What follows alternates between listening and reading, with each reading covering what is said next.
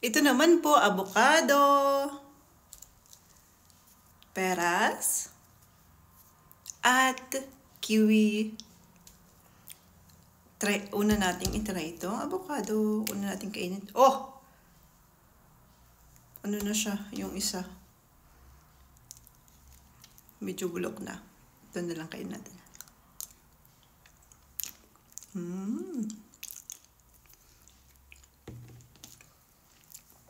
Kiwi. Itong kiwi masarap to. Gustong-gusto ko ng kiwi na hinog. Kasi matamis na siya.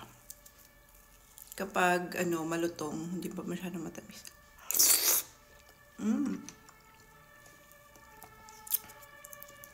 Ang tamis. Tingnan nyo.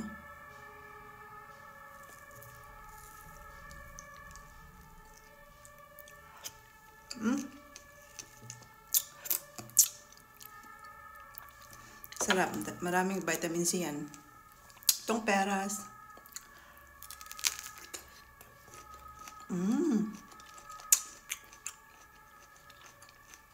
Matamis na rin. Nilagay ko siya sarap.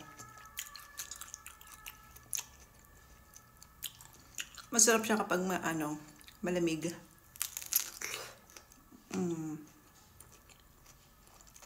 Puti. Meron kulay po din ito dito. Ito kulay pula.